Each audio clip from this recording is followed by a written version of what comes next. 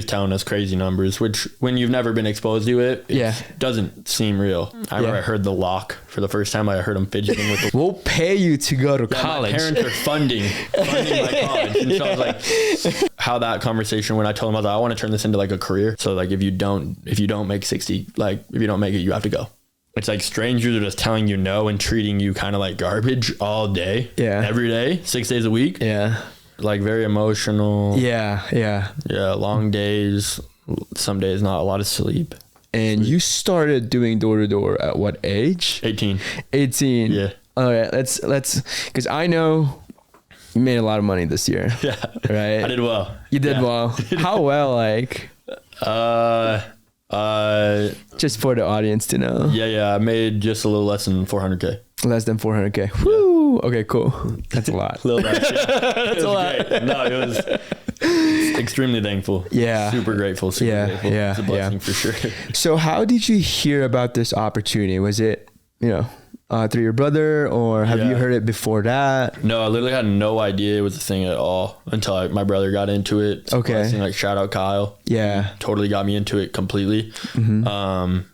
And yeah, so I had no idea. I was trying all these other business ideas, and I don't know how I never came across it, but okay, it's pretty slept on. So were you like doing a lot of things before doing this, like door to door? Yeah. Okay. Yeah. So, I mean, in high school, I had like hourly jobs. I worked at Best Buy. Yeah, I worked at Best Buy for 2 years or 2.5 years, a while. Oh, really? Yeah, in the mobile department. I was, mobile and computers. I was working. Oh my God. That was sick. Yeah. But, I worked at mobile, Best Buy, worked at Waterway. Okay.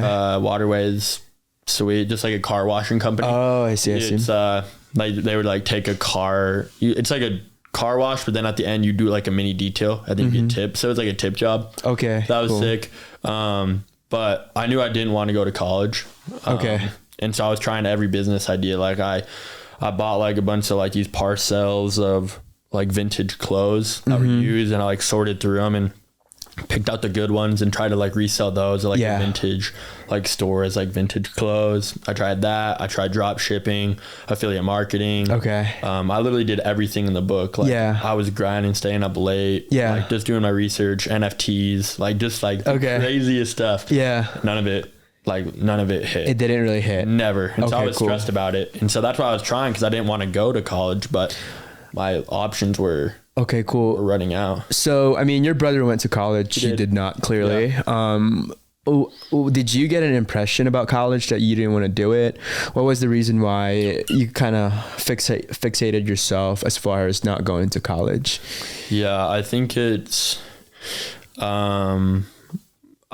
just nowadays, like with all the resources we have, like 2025, like, I just knew that with the resources we had, like the traditional way wasn't really the smartest way. Cause when I saw like, I got into the gym early in high school, and I would go to the gym and there'd be a bunch of like guys there with like nice cars, and I'd ask them about it just because I was interested I love cars. Yeah. And, I'd ask them what they do, and like 90% of the time, none of them went to college, and like business owners or entrepreneurs, like they've been hustlers. And I was like, and then all the people I do know that go to college, like none of them have anything. Yeah. Okay. Not that they don't live a good life, like an enjoyable, happy life, of course, but like they don't have anything like spectacular. Okay. And then besides like lawyer, doctor, dentist, orthodontist, they make a ton of money in the long run. Yeah. But it takes years and years and years for them to get out of like crippling debt. So you want it like, I want to make money now. Exactly. I think it was, I want to make money now. Then I also decided this like wasn't fair. Okay. Like, there's just no way it's fair. Like I'm going to go into debt. My folks are traditional, so they were willing to pay for my college. But I was like, I'm going to, whether I use my folks' money or go into debt, it's not worth it. I'm never going to be able to get these cool cars or these cool experiences. Yeah. I'm looking and I'm like, it's $60K out of college. And I don't know if that's really going to make. Okay. So you were trying a bunch of things. None of them didn't really pan out. Like, not at all. Like you planned. And then your brother went, it was your brother first that did door to door. Did you hear about it when he first did it? Like the first summer, did he tell you about it that, hey, I'm going to do this? Yeah. Yeah. So he told our whole family actually about it. And they were all talking about, he was telling us crazy numbers, which when you've never been exposed to it, doesn't seem real at all. Right. Even like 30 grand a summer. Yeah. Like you start 10xing or even going more, you're like, holy moly, right?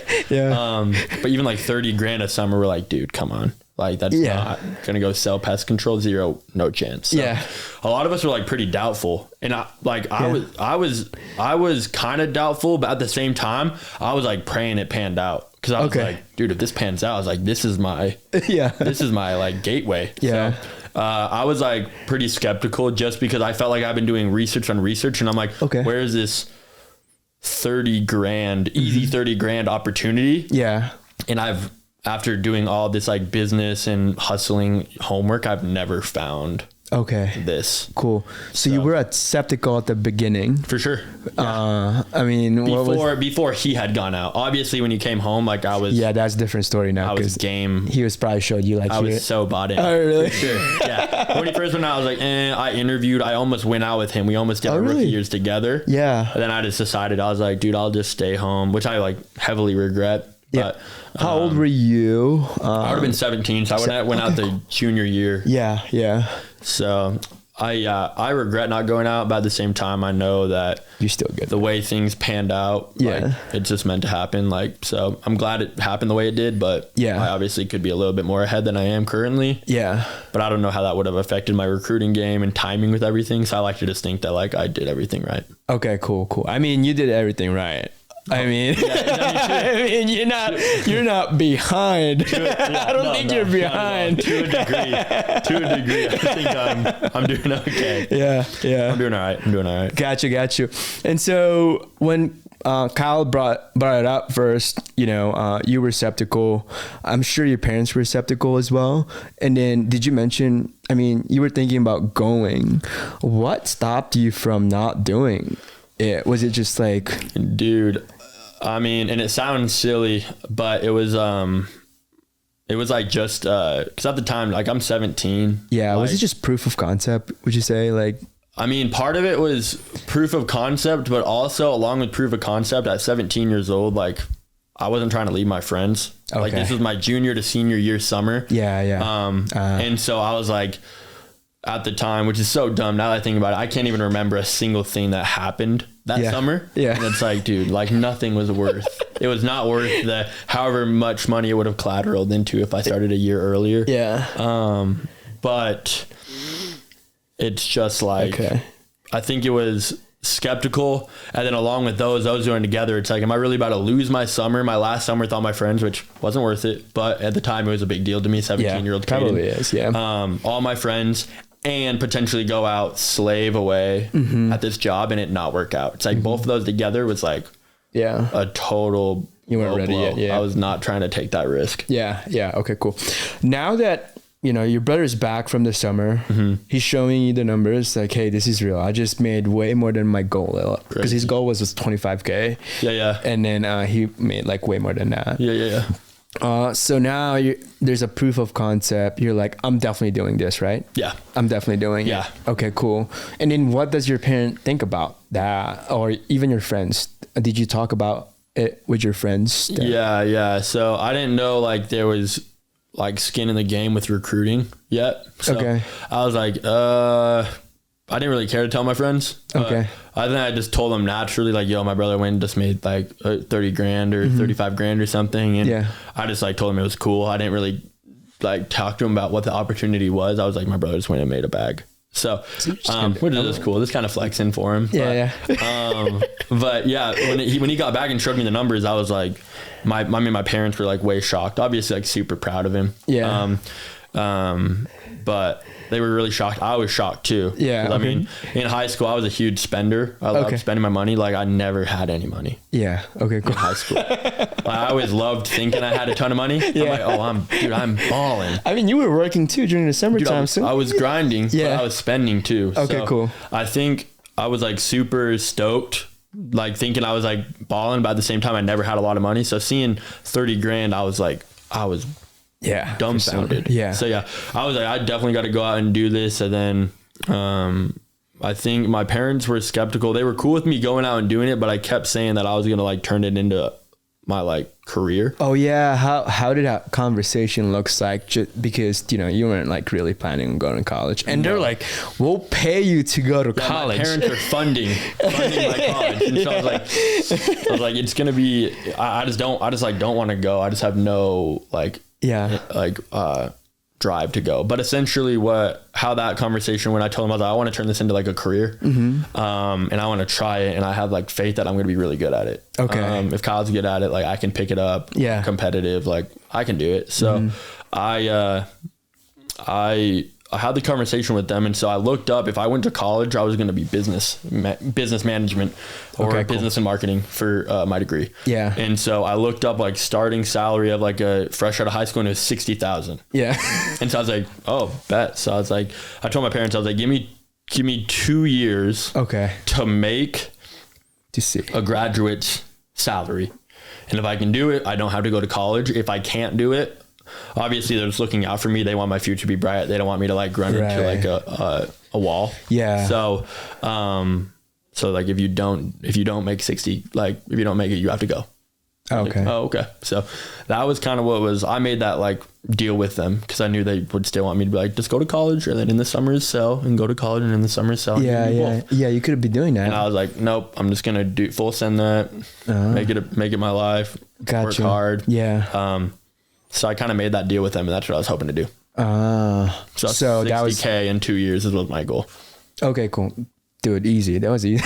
Yeah, it was sick. Yeah, I went on my first summer. I made like 32,000 or something. That was 3 months, 4 months. 4 months. 4 months. No, okay. 3.5. 3.5. Okay. So cool. yeah, my rookie year, I was a senior in high school. Yes. I was 18. Yeah. So I moved all the guys were going out to like to knock, and high schools get out like super late in Colorado. Okay. Yeah. So like very end of May, like almost June. Right. So I had like no time. So what I did is I moved all my finals up. I made it so I can take all my finals super, super early. Yeah. And then I skipped high school graduation. So I basically just took my finals, and then I went straight out to market. Okay. So I got out there like May. It was like 3 months in a week. Yeah. I think is what it ended up being. But I made like 31,000 or something like that. My first summer. Cool. We're moving a little bit fast here, but before the summer, you already know what you were gonna do this like after high school, right?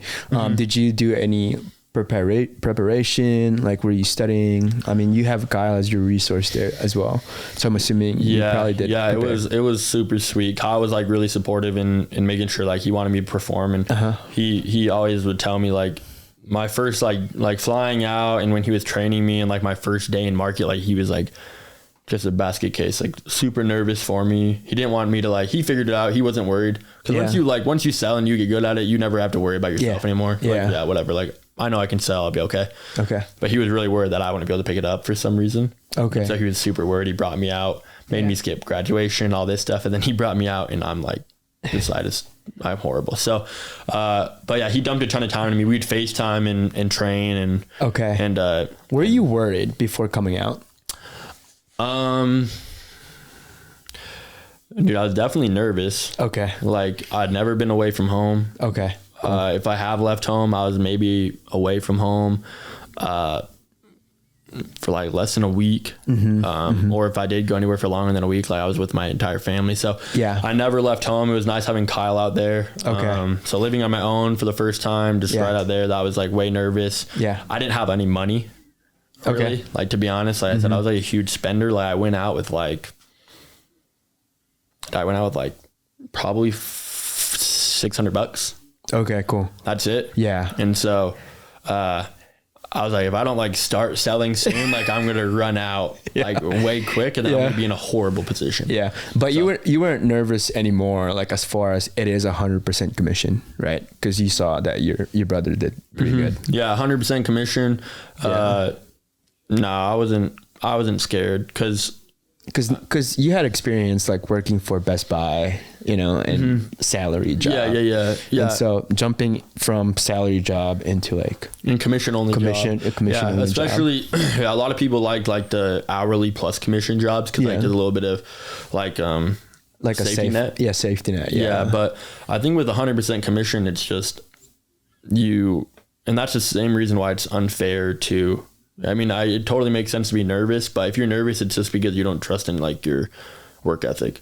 I think that's just like the problem in my opinion. Like if you're worried about 100% commission job, you just don't have any faith in your own work ethic. Yeah. If you work really, really hard, you're confident in what you do. Yeah.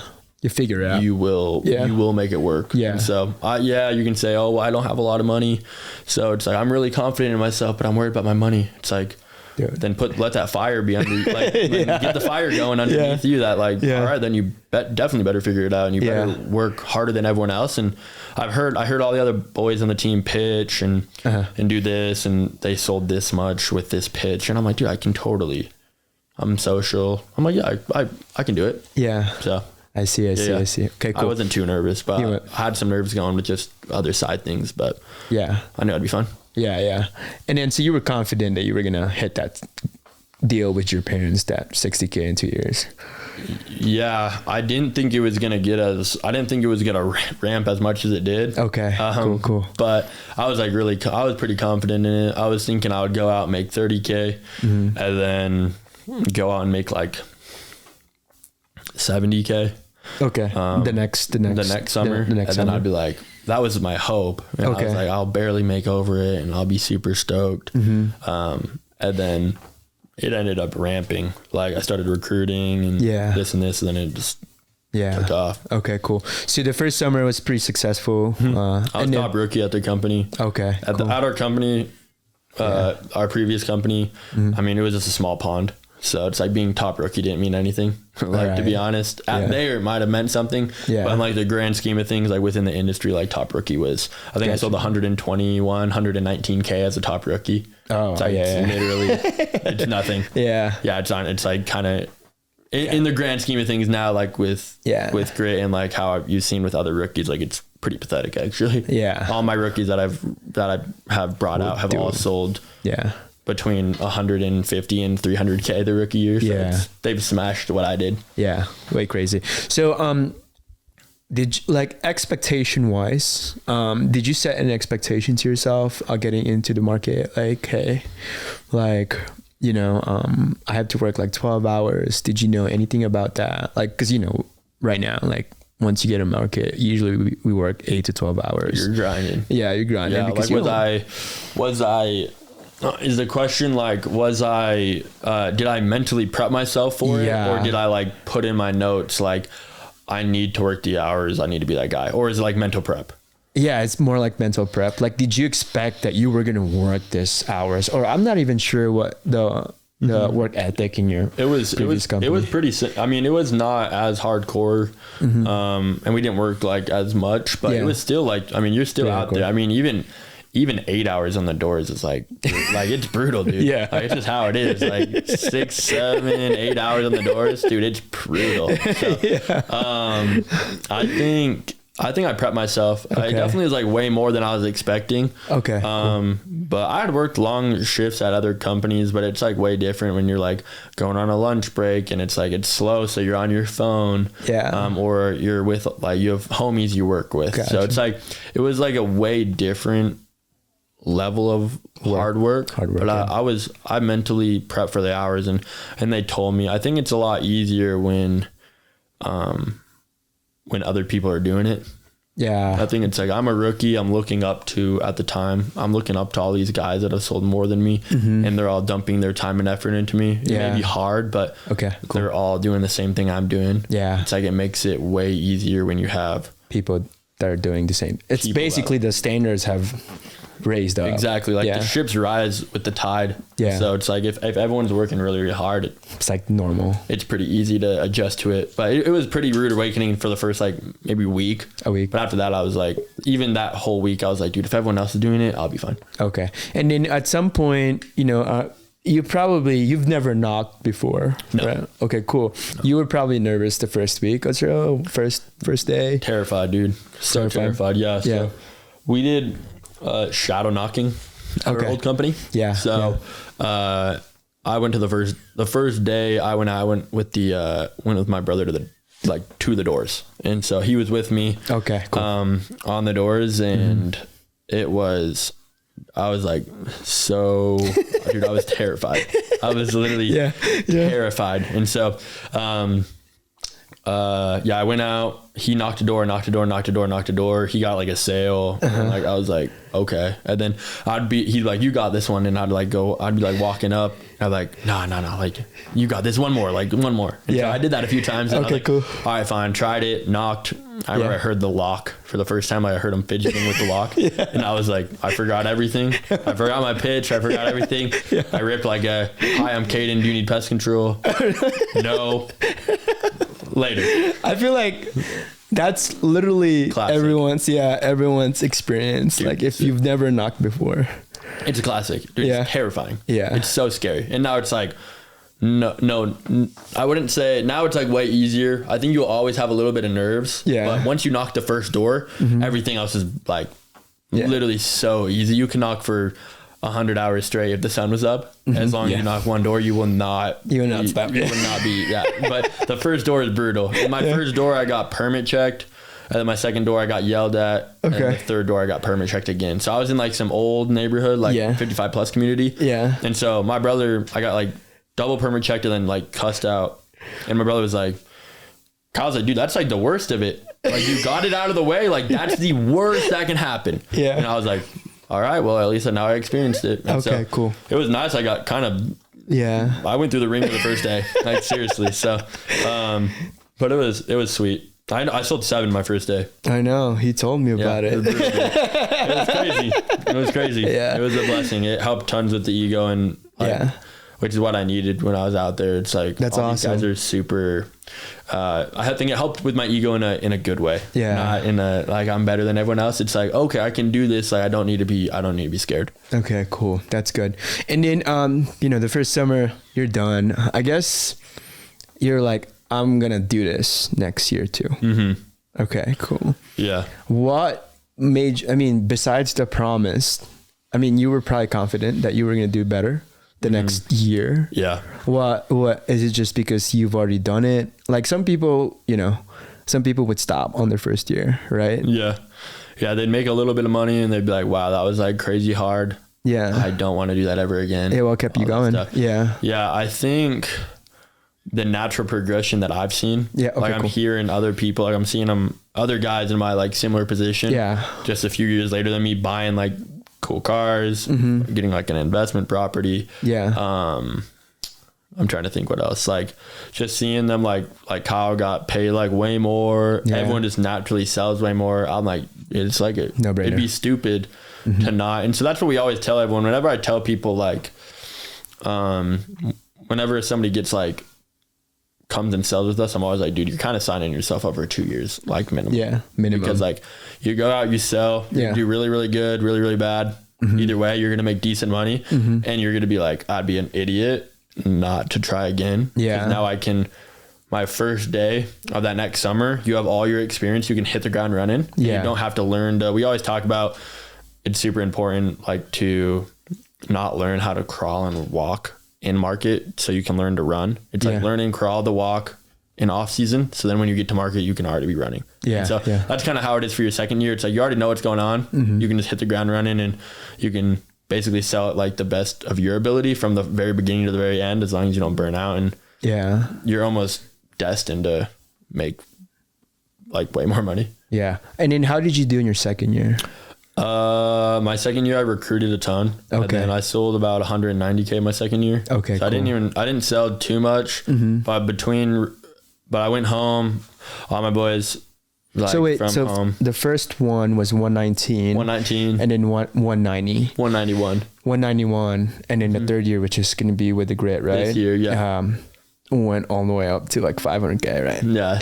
Yeah. 500 and some change. Yeah. Okay, cool. How did you feel in the second year though? Did you expect that you were going to do 191? What was your goal? I think my goal was like, I think all of us said we were going to Golden Door. Okay, cool. Our second years. Yeah.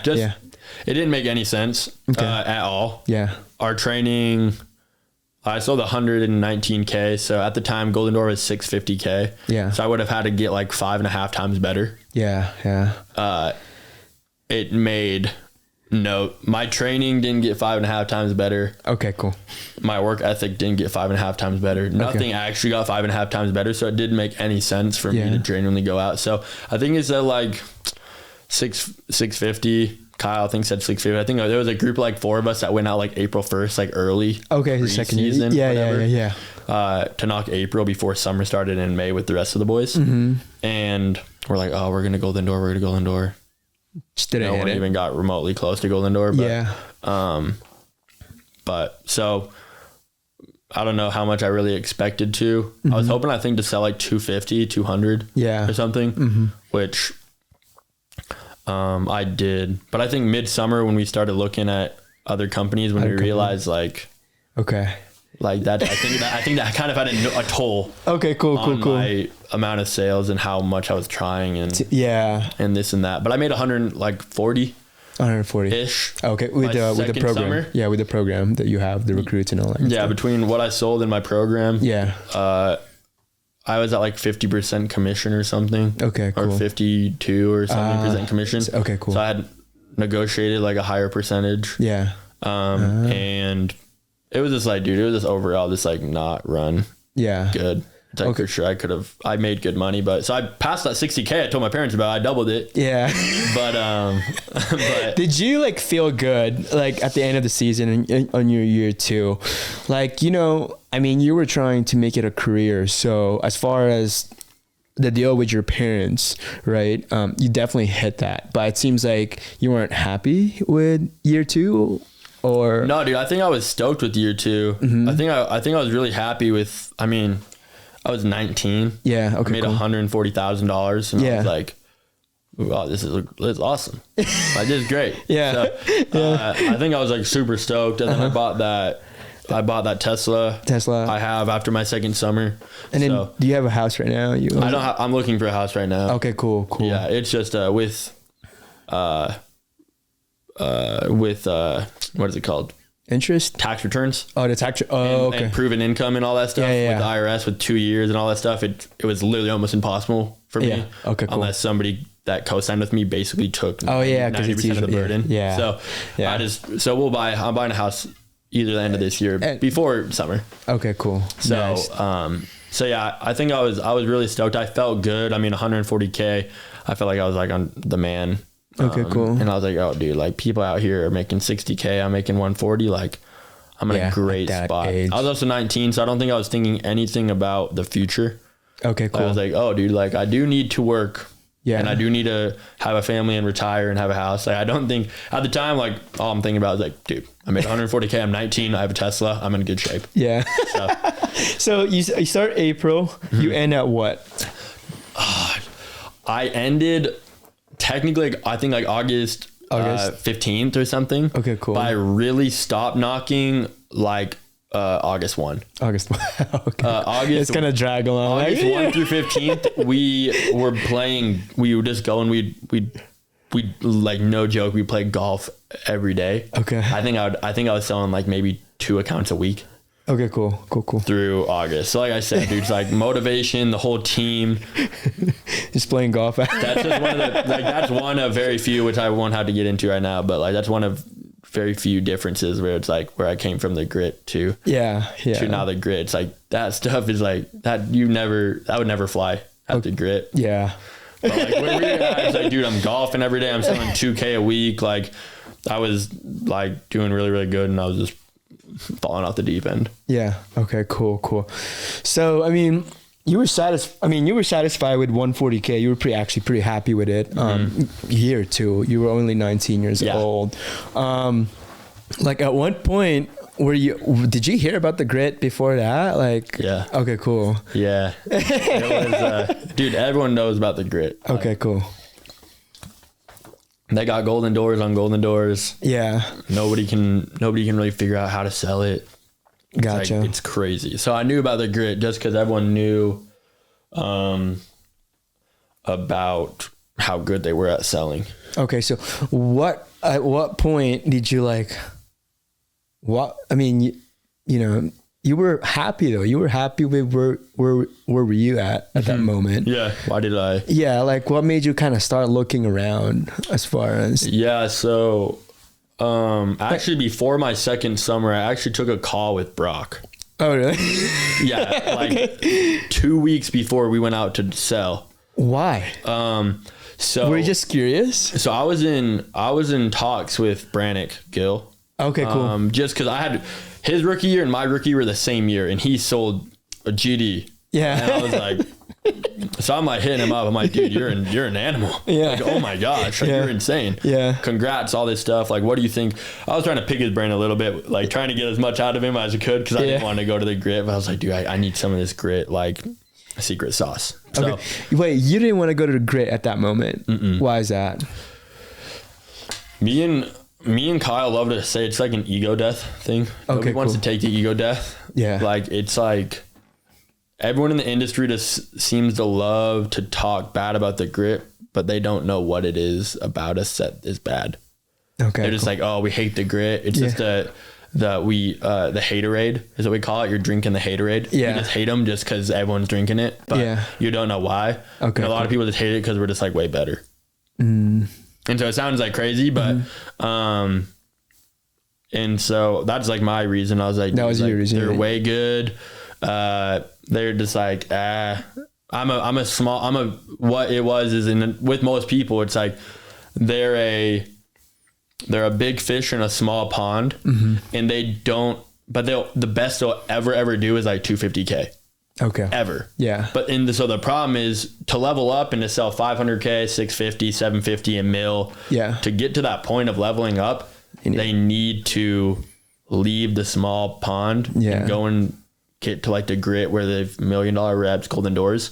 And so it's that ego death of where they're no longer the top tier, like legendary manager that sold 250K. It's like, dude, you need to just accept it. And so I think that was my thing is I was like, dude, I just don't want to go over there and be like, I don't want to be a nobody.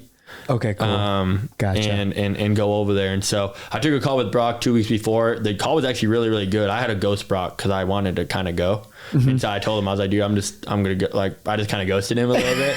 And I was like, but like the call was like really good. Was it good? And okay, cool. So it made a good impression. It made a good impression. And then that's why when near the end of our summer, when things weren't really going right, like marketing deals, you're getting upset with marketing deals. We were like doing the math on percentage and like what managers are doing and what they're taking. And they're like I don't know if that really like morally makes sense. Like that does not make sense for that to be happening. So I think there were a lot of things that a lot of people felt like they were getting taken advantage of or this and that. And so they were like, let's look around. And so after that really good call with Brock, I was like, yeah, dude, Kyle, maybe we should, like, obviously we should weigh our options and figure this out. But if we're going to start kind of at least shopping around, just because we're shopping around doesn't mean we'll actually leave. Maybe we'll just find a better way to go about things where we're at already.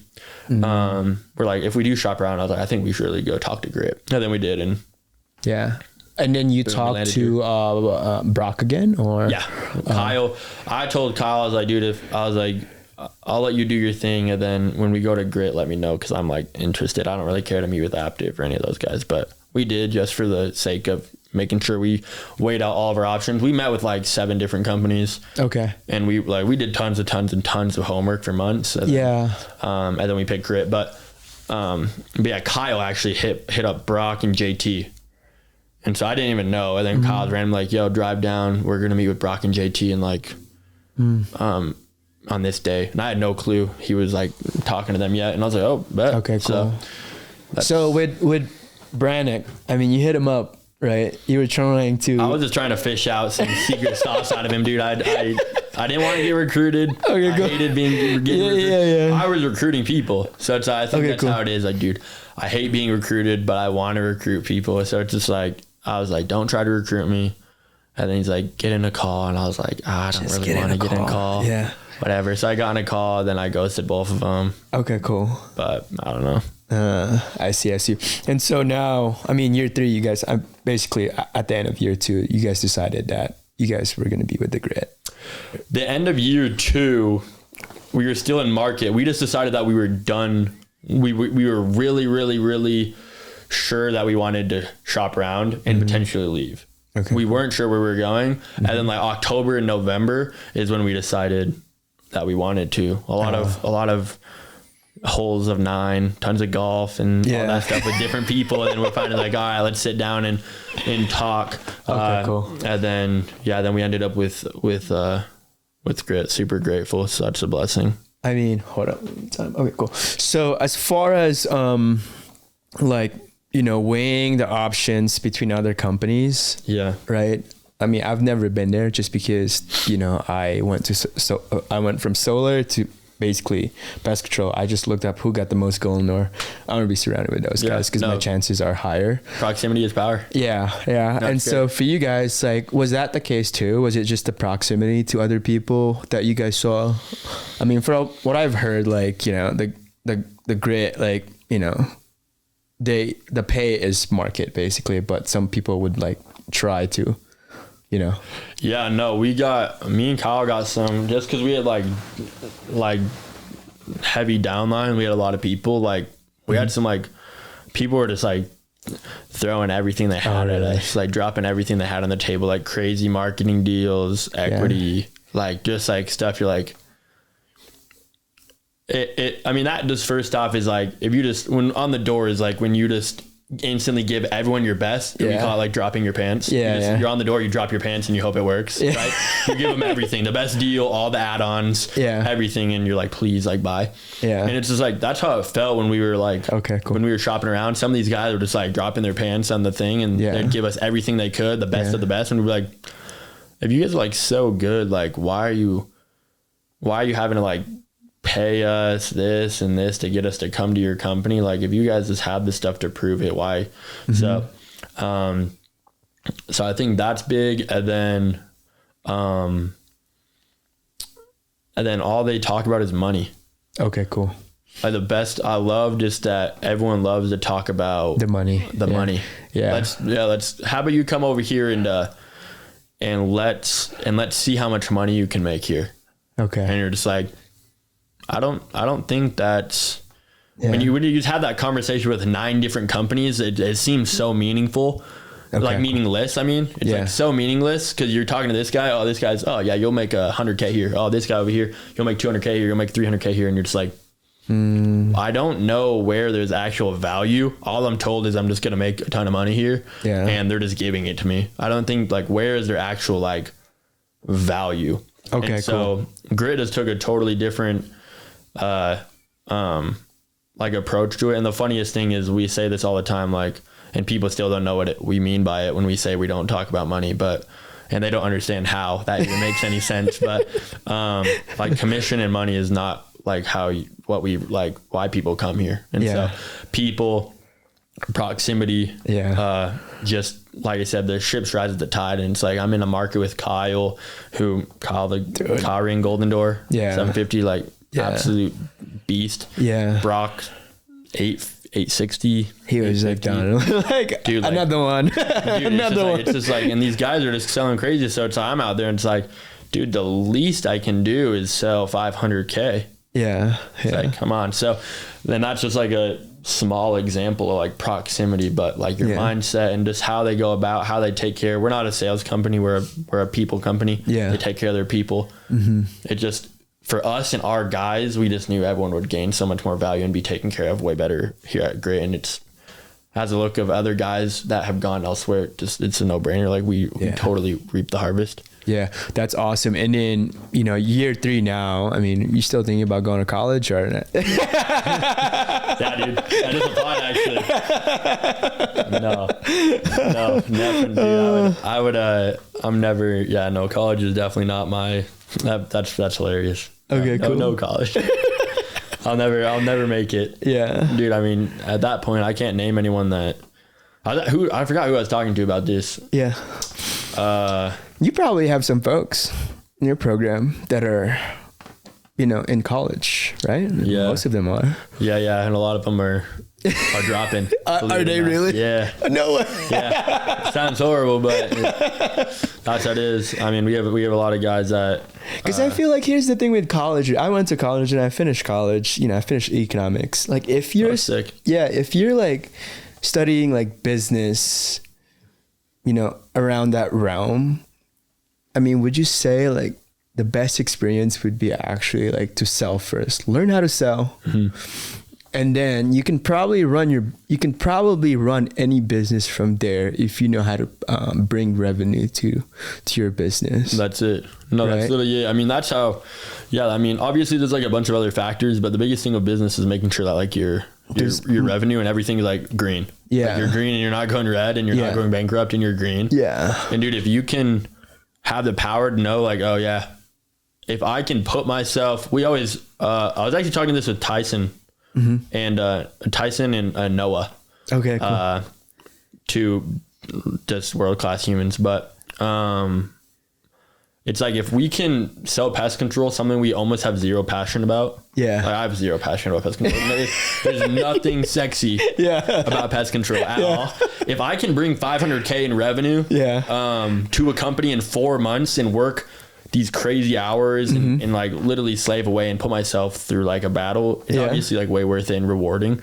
It's like, imagine if I started a company. Yeah. I'm passionate about it and I love it. Yeah. And it's like the hours, the effort, the actual like genuineness in the sale. Yeah. I'll be able to bring in so much money. It's like it's a no-brainer. Sales tactics and sales is the most valuable skill. Yeah. You can people skills and sales is and it's a no-brainer. It'll get you anywhere. It will get you anywhere in life. I promise. Now, I mean, you finished your year 3, you switched companies. Would you say that, I mean, your social circle or your proximity, like, elevated up compared to, I mean, your friends from before in high school? I mean, you've probably seen them on your Instagram or anything like that. Yeah, no, a ton of the guys, like, no shade at all. It's like just frat. Yeah. Go to the gym. Okay, cool. Like, we're all my gym buddies. Like, love them to death. But it's like, they're like in frats, going to parties every weekend, and all this stuff. And there's nothing wrong with it. Yeah. Like, if that's where you want to go, you want to go party for 4 years, get married or maybe not married. Maybe face your mic a little bit. Oh, yeah, there you go. Oh, there you go. Yeah. There you go. Sorry, leaving up. It's like married, not married, just like party for 4 years, go crazy, drink like crazy, and then go work a desk job that makes $60K. Yeah. And if that, and then maybe hit the bars on the weekend. Yeah. If you're feeling up to it, dude, that's your plan. Knock it out of the park. Like, go be the best at it. Go be the best bar hopper, 30-year-old bar hopper, bro. Like, do your thing. But like, realistically, like, the people at the grit that I'm surrounded by, like all my boys, the cool thing is with this job is it allows you to help elevate other people. Yeah. So I have all these guys that I've cared about a lot that I've brought into the space and they've been able to sell and succeed really well. Yeah. So not only have I been able to now meet a bunch of people that are super valuable, so it makes me feel like a more valuable human and I see myself at a higher standard and want to push myself to a higher standard. Yeah. But also it gets to bring all my homies with me because I'm like, you guys are in the same environment I'm in. And so we're all elevating and becoming way better together, which is a part of like impact factor that Grit's huge about. And I'm like, I've fully embraced like impact is it's such a blessing. That is true. So cool. Yeah. And so now that you're year 3, you're leading a lot of guys. You've probably seen a lot of guys like do good, do bad. What do you think the difference would be as far as, you know, rookies like that are doing really good, that are not doing so well? You know, what do you think the difference would be? That's a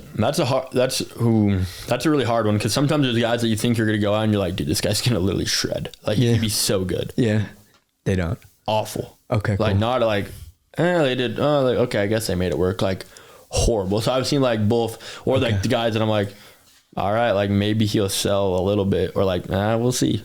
Just totally goes out and shreds.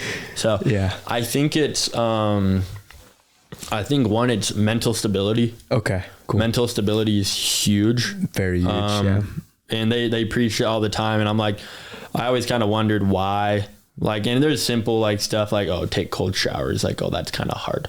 Yeah. And so it's like, there is like, there's like small things you can do to mentally prep, but if you can be super mentally strong, where if you don't ride your highs too high and you don't ride your lows too low, and you can stay pretty stagnant, you will totally kill. Yeah. Because if you bagel, you don't go out the next day and just, oh dude, I hate my life. I hate this job. Yeah. I can't do it. That makes sense. So for those people like not understanding, basically with sales, like, you know, there's high where you're selling a lot. Totally. And then there's lows where you're zero. Mm-hmm. And then some people ride it like a lot. Yeah. Yeah. Like the highs are really high and the lows are really lows. Low. And so, it causes like really bad. And so like that's, it allows your highs to be way, way higher. And then it gets, all it does is just get them steeper and steeper as it goes on. Yeah. Which, you sell really, really, really well. And then you're super stoked. And then you sell really, really, really bad. And then you're super like bummed. Yeah. And when you're really, really bummed, if you let it like keep collateralizing in, like you'll sell really bad a day after a day after a day after a day. Yeah. Or if you sell really, really good and you're super stoked, but then you have a slow start to the day, that it's way easier for that super good energy to turn into really, really negative energy if you're just used to bouncing all over the place. So that's something like my personal stuff, like I had to learn, because like I struggle with that. I'm like a roller coaster rep. I sell like a ton and I sell a little, where Kyle's like super consistent. He sells like a good amount every day. Yeah. Where I sell like not like, I always have like mediocre days where I'm selling like 5, but then I have days where I sell like 2. Yeah. Like the Rumble was a great example. Like the Rumble day I sold 13K. And then I sold like 2.2K the next day. And I was like, I worked the same amount of hours. I just worked 10 hours and it was in the same neighborhood. Yeah. I was like, whoa. I was literally like, this was like light work. It was like walking the dog. And then now I'm just like, I feel like I can't sell. So it's like, if I rode those really high, the Rumble would have been, those 10-hour days, I would have been just miserable. Yeah. So you important. Gotcha. So basically the biggest thing that probably you learn is the mental stability in the door-to-door sales too, right? Just like I think indifferent. I think mental stability, making sure that you can just kind of take the beating. It's really hard getting like no said to you 100 times a day. Yeah. It's so hard. Yeah. So even if you're like, oh, I'm really strong, it's like strangers are just telling you no and treating you kind of like garbage all day. Yeah. Every day, 6 days a week. Yeah. It kind of sucks. It does. It does. Sucks, so, but here's the thing though. What kept you going? For those people who does not have any experience, because they're probably like, door to door is hard. Oh yeah, it's way hard. Yeah, but they probably don't know. Describe the hard. We already described the hard, which is, you know, getting rejected a lot of times. Rejection, emotion, like very emotional. Yeah. Long days.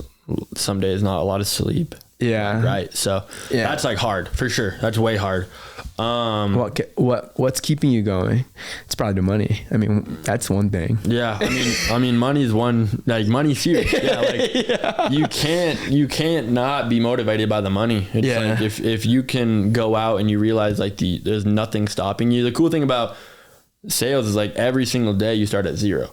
Right. And so it's like, even the guy that sold, like me on the Rumble day, I sold 13K. That next morning, the guy that bageled or sold 0 that day, that next morning we're on the same spot. Yeah. So it's like he can go out and sell 13K if he wants to. So I think money is a huge motivator. And then I think my people. Okay. Like I have all these I have like my recruits, and it's like, and my guys. Yeah. And I like love those guys to death. Like they're just like those boys, like I want the absolute best for them. And it's like, if I can't go out and put out, or at least like if I'm not putting out, if they see that I'm not working the hours and trying my absolute best, and I look at my Find My and I see that one of my guys is out in Hood and it's late and I want to give up, and he's out there just banging doors down and he has like no deals, and I'm like I can. So I think doing it for my people, that's got to be one. Okay, cool. I gotta say money, and then and then the other one has to be just like your legacy. Yeah. like, you know, like I'm doing 500K. It's like, dude, it's like obviously like there's levels to it. Yeah. Like I'm not like 500K is like nothing compared to like Golden Door. Yeah. Like 750 is like incredible. You're close. You're close. Yeah. No, You're close. I'm close. I'm close, but it's like close but far. Like 250K is a ton. Yeah. It's like, but at the same time, it's I'm right there. So yeah. But it's like 500K compared to some of these like my rookie year, like 119. If I told 119 Caden that I sold 500K, yeah, he would be. And then I helped a bunch of my boys sell 300K the rookie year, 190K, 200K the rookie year, all this stuff. He'd be so stoked. Yeah. So nice. Now, would you say like, you know, you've worked like other jobs before the door-to-door, like the Best Buy and all that good stuff. Would you say like burnout is just like you're not getting compensated for the hard work that you are putting in, right? Because for example, you could work hard work. Dude, like for sure. Yeah, no, I love that example. And I always love, and that's why I love like the space we're in. Cause at Best Buy, I could grind. Like I could go so hard and just try to like sell as many people laptops and phones and help out as many people as possible and try to get us a 5-star review, or have this old lady can't figure out her phone and she comes in and I'm there and I'm the man. Or I can sit in the back. We had like a little walkie talkies and like I would take it out of my ear, sit in the back, put AirPods in, be on my phone for a little bit. Yeah. If I see someone that comes up to me and asks me for help, I'm not going around soliciting people for help. Like I'm just like waiting. If somebody doesn't talk to me, I'm not. I literally worked both of those shifts multiple times. Didn't matter. My paycheck was the exact same. And so it's like sometimes I think about it. I'm like, where is the there's no incentive. Where's the incentive? And then like they had Best Buy credit cards. Okay. And they're like, they would give us like a goal that we needed to hit once a month of amount of people we needed to enroll and like get to subscribe to the Best Buy credit card. Yeah. And then if you were like the number one guy, you got like something from like the snack shop or something. And I'm like, are you for real? I just like, and it helped my bosses get a bonus. If we hit that threshold, then our bosses would get like a bonus on their pay. Like managers would get like a bonus, and they weren't out on the sales floor. They would just be at the front of the store. And so I was like, how is this irrelevant? How is this even fair?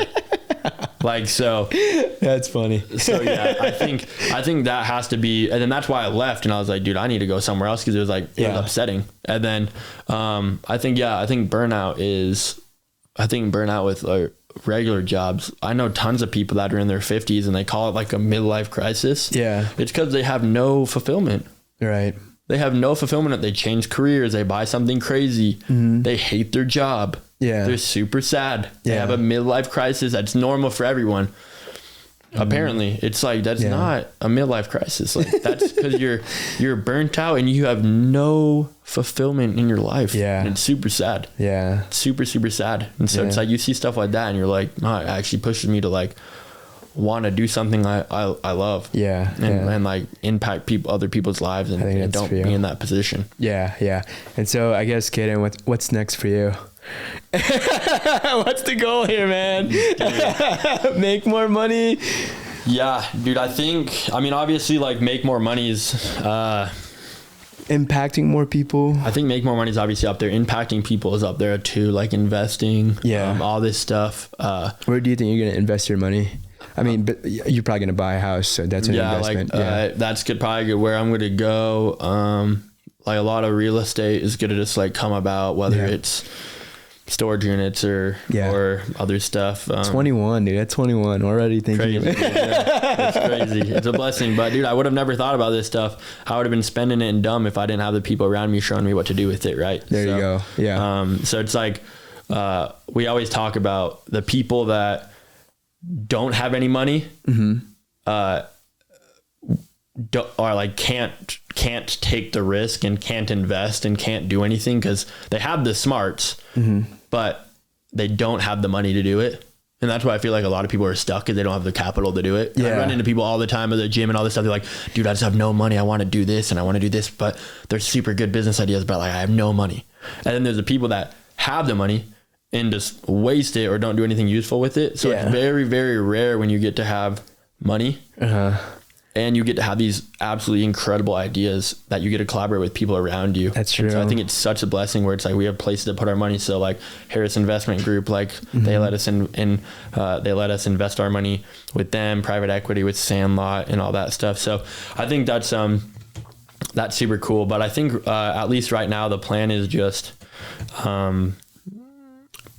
invest my money and build my program as big as possible. Yeah. I think as of right now, until like, it's like, hopefully I'm getting like a married here before next summer. Oh my God. Yeah. 21 years old, getting married. Let's go. We're dialed. She's great. I love her. There you go. No, she's awesome. So, so that's a blessing. So super grateful for Riley, but, besides like having like a family and like all that stuff, like I'm kind of checked off in the financial category. Okay, cool. Yeah. Like until I start trying to buy anything like super crazy, like I can afford a house.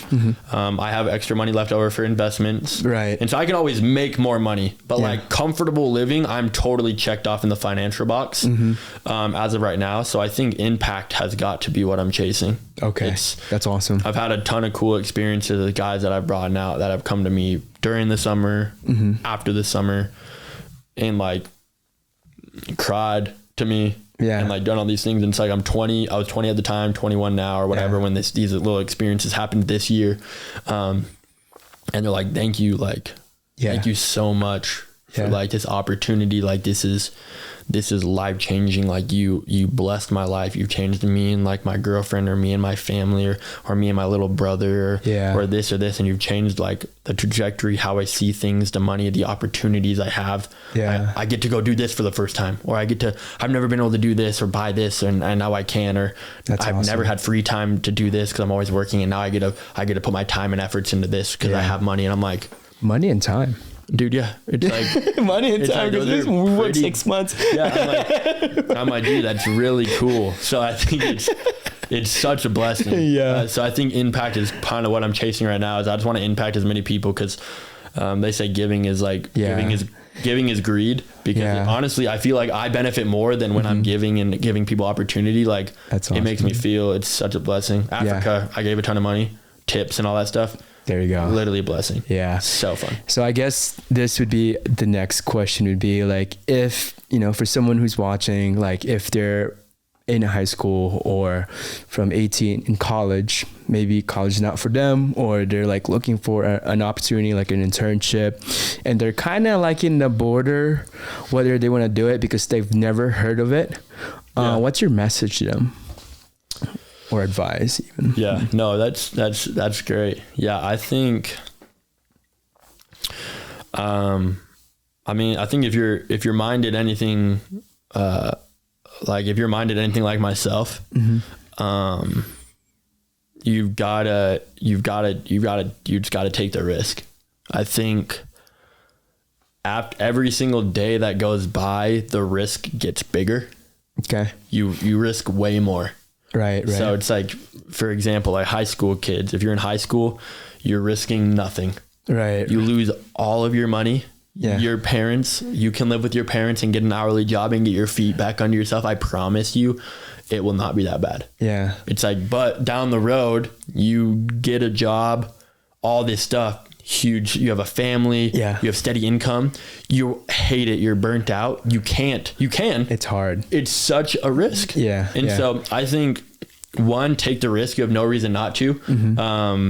I think it's such a blessing. And so I thought like Parker, Colorado, like literally have never heard of doors. Yeah. I've maybe seen one solicitor. I didn't even know what solicitors were. I was like, all right, like solicitors. Okay. I think I remember when I was like way younger, a solicitor coming and knocking on my door, and I was like looking him through the blinds, like hiding when my parents went home, and he was like probably trying to sell something. I was like freaking out. I was like, what in the world? And so then it's like, now I've gotten into it and I'm like, dude, it's a crazy opportunity. So, I think, yeah, if college isn't your route and you're trying to start a business, anything, or you just don't have any direction, I think make this your number one priority. And I tell this to like all my guys as well. If they want to go start a business or anything like this, treat this as your number one opportunity. Make as much capital as possible. Yeah.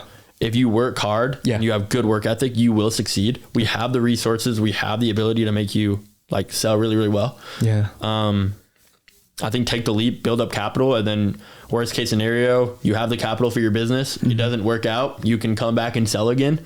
Or two, you have the capital, you start your business, and with your sales skills, you can scale your business or whatever you want to do, or go chase that job or go travel. If you're a person that travels, don't even care about money, but you want to go travel, literally come sell for 4 months and go spend all of your money, travel crazy, and come back and sell again. It's like, it's money and sales. It'll do it for you. Yeah. I promise it'll bless your life. It's a mistake not to try it, but it's super hard to live with. It's super, you'll remember like the working hard, but regret and what ifs are the hardest things to live with. Yeah. What if I actually took that opportunity and I made a ton of money, but I decided not to, or, like your friend goes and does it, or you feel like you're better than this kid and he went and did it and sold way more, and you're like, and you never did it, you're just gonna kick yourself for it. So try it out. Worst case scenario, you fall on that's a part of life, dude. It's full of lessons. Yeah, I mean, I think worst case scenario is there's really no worst case scenario, to be honest. There's no risk. Like if you're young, give it a try. And if it doesn't work, you're not dying. Yep, exactly. If you're healthy and you try it and it sucks, you come out. I had multiple guys come out. They tried it, wasn't for them. Yeah, and they went home. Yeah, got a summer job. Yeah. Made good money. Yeah. And they are living their life, but at least now they know. Yeah. Here's the thing though, you're broke anyways. Oh, you're broke. You're broke either way. Funny. You're broke anyways. Yeah, you're broke. You work an hourly job. Yeah. Realistically, you're broke. Yeah. Unless you have some salary, you're probably broke. Yeah. So if you have to pay for college, if you have any debts, hey, that's one way to pay for it, right? I know tons of guys that pay for it and then they realize, why am I paying for this? This is way better. And then they drop out. It's coming now. No, it's something. My parents were super traditional, and they told me it took a lot of convincing, and now like any of my friends or like guys from our church or anyone that like wants to try it, like my parents vouch. Oh really? That's for awesome. Door to door, like with their life. They're like, dude, door to door is the best thing. They mature so much. Their work ethic, this, and they just name benefits. Like, what are the downfall? And they're like, honestly, like, maybe like a little bit of mental fatigue for like a day. Like it's like they're really tired. Yeah. The downfall is hard hours. Like there's literally there's no downfall. There's no downfall. Kaden, thanks for coming out, dude. And then if you have any questions for Kaden, how can they reach out to you? Kaden.ring, KADEN.RANG, like a ring on your finger on Instagram. Hit him up. Hit him up. Yeah, follow me. Hit me up. Yeah, there you go. But it's been a pleasure. Appreciate you. Thank you, man. Thank you so much. Appreciate you, bro. Thanks.